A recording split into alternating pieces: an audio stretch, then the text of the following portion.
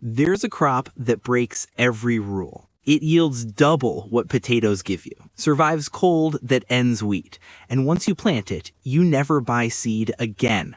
Ever. It just replants itself. Forever. Indigenous people grew it for thousands of years as insurance against starvation. Then we erased it from existence. We didn't stop because it failed. We stopped because it was too good. A plant that grows without asking permission, feeds without costing money, and spreads like it owns the place cannot be controlled. And what cannot be controlled cannot be sold. This thing outlasted entire empires, saved millions during 2 world wars.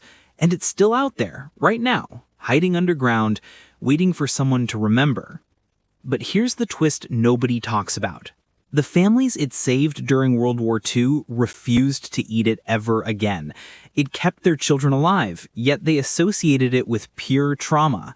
And that's exactly why you've never heard of it. Before we dig deeper, hit subscribe right now. The system buries this knowledge for a reason. Don't let it stay buried.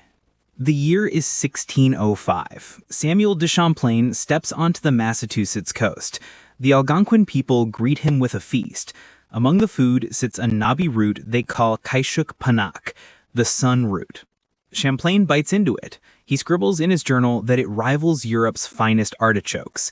He loads his ship with these tubers and sails back to France with a cargo that will change everything. This is the sunchoke, a perennial sunflower root from the Great Lakes region. The Iroquois passed down a sacred story about its birth. Earthwoman died giving life to twin sons, Sapling and Flint.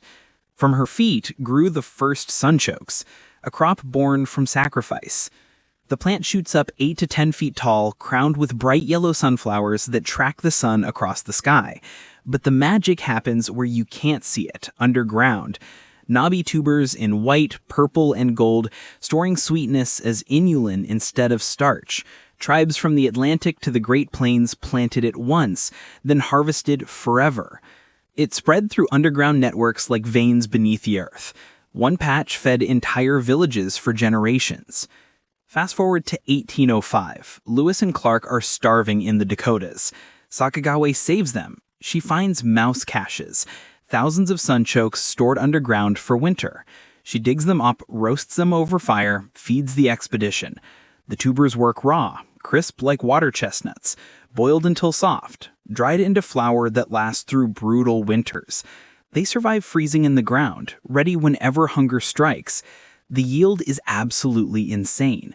One plant produces 3 to 6 pounds. An acre delivers 64,000 pounds without irrigation. 0. Potatoes, even in perfect conditions with irrigation, hit 53,000. This wasn't some luxury crop. This was survival itself, locked in the dirt. But here's where it gets strange. When Champlain brought sunchokes to France in 1605, Europe was collapsing from starvation.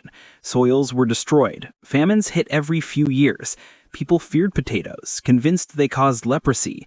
The sunchoke spread like salvation. The French called it topinambour. Italians said girasole, meaning sunflower. It fed peasants, livestock, even kings. No fertilizer needed, no care required. Plant a tuber in spring, harvest in fall, leave fragments in the ground, and next year a full crop appears on its own. Studies centuries later proved what farmers already knew. Sunchokes produced 30,000 calories per acre. Potatoes hit 20,000. It rifled corn, the world's most critical grain. So why did it vanish?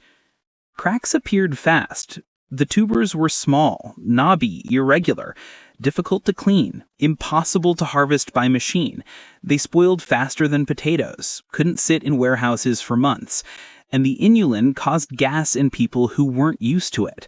By the mid-1700s, the potato won. Larger, smoother, easier to store. It fit the systems Europe built: warehouses, markets, tax collectors. The sunchoke fell hard, reduced to poor people's food and animal feed. In North America, settlers labeled it a weed. They wanted European crops, wheat, potatoes, crops that forced you to buy seed every single year, crops that could be controlled, taxed, sold. The sunchoke survived in ditches, roadsides, forgotten corners, no longer cultivated, no longer valued. just waiting. Then everything changed. World War I hit. Germany got strangled by an Allied blockade. The winter of 1916 became the turnip winter. People ate rutabagas meant for livestock because potatoes failed. Thousands perished. Sunchoke saved some, growing wild in forgotten fields. They couldn't be blockaded, couldn't be seized, just waiting underground for desperate hands. But World War II was infinitely worse. In 1940, Nazi forces occupied France and seized 80% of all food. Potatoes went to German soldiers. French families got scraps, sunchokes, rutabagas, vegetables once fed to pigs. For 4 years, millions survived on topinambour. People despised it with everything they had. The tubers were small, hard to clean. Eaten every single day, they caused terrible gas. But they kept children breathing when everything else disappeared. The Nazi hunger plan systematically seized food from occupied territories while millions starved. Sunchokes couldn't be controlled. Too hardy, too wild. They just grew regardless. In the Netherlands, the winter of 1944 became the hunger winter. 22,000 people died from starvation. The government published emergency cookbooks listing wild plants, tulip bulbs, and sunchokes. Families dug frozen ground with bare hands searching for tubers. After liberation, survivors refused to touch them. An entire generation connected topinambour with death, with occupation, with the absolute worst years humanity ever witnessed. In France, grandparents who survived wouldn't allow it on their tables. Never again.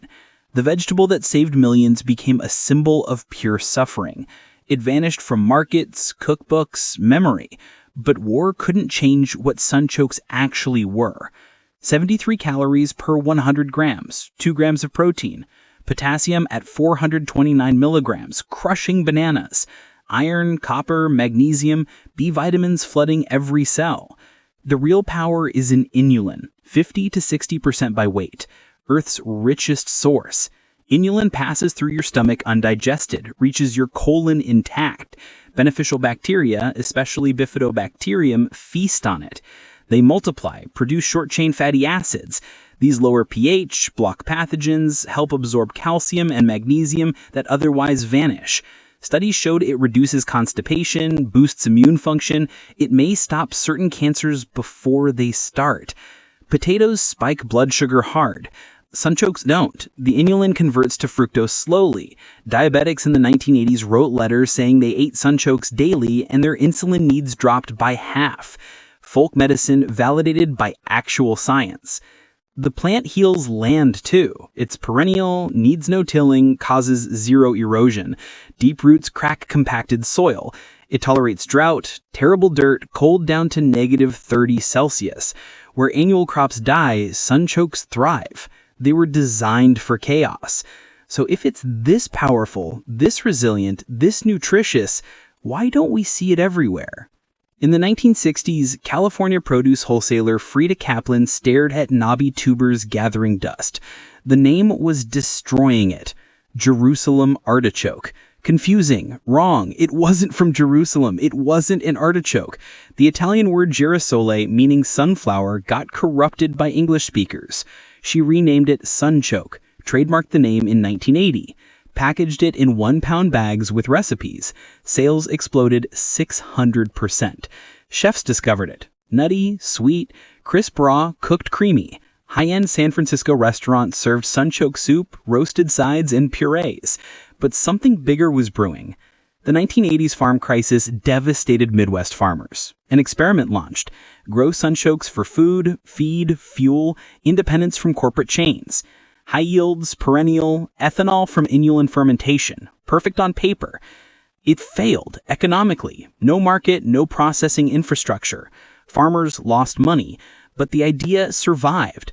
A crop for self-sufficiency, for communities refusing corporate control. In France, decades after the war, chefs reclaimed topinambour. Les légumes oubliés, the forgotten vegetables. Not symbols of suffering anymore. Heritage. By the 2000s, sunchokes appeared in farmers' markets across North America and Europe. Permaculture movements called them the Holy Grail, plant once, harvest forever. Today, scientists study them for marginal lands. Where climate change ends wheat and corn, the sunchoke waits.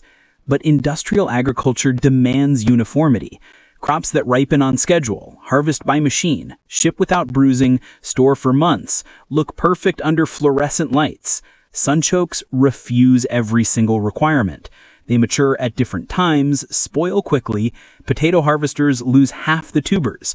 Too small, too attached to roots. Efficient harvest needs specialized equipment or hand labor. Neither scales, neither profits. And the inulin problem remains. What makes them nutritionally superior also causes gas. Gut bacteria need time to adapt. Modern food doesn't tolerate adaptation periods. It demands instant satisfaction.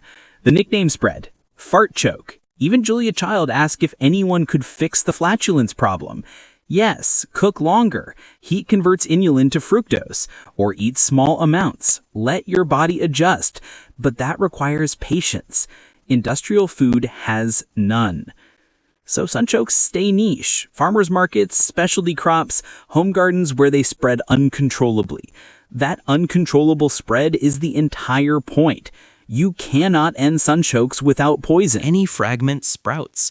In Europe, they're called invasive when they escape. Invasive, the word we use for things that succeed without permission, things that don't need us, things that remind us control is an illusion. The sunchoke teaches what empires want buried. Abundance doesn't require control.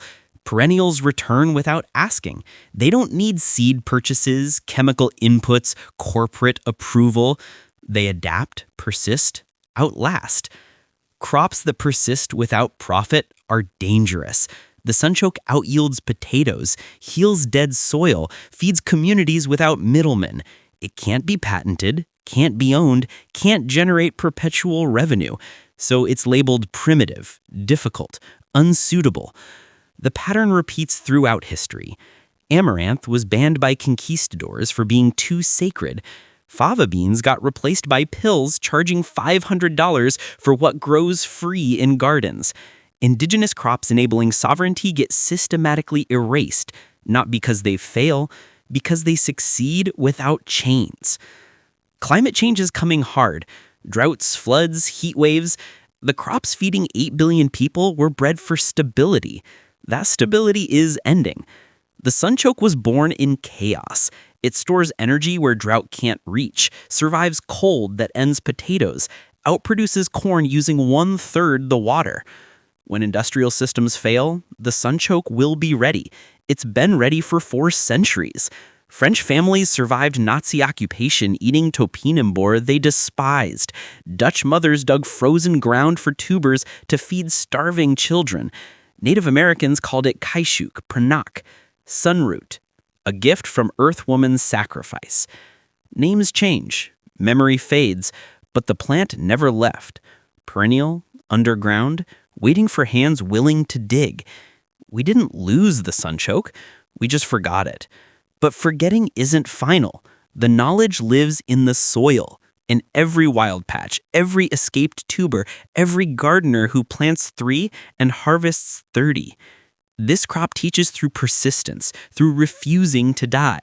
Abundance was always here, growing in the dirt, free. If this opened your eyes to what they've been hiding, smash that like button right now.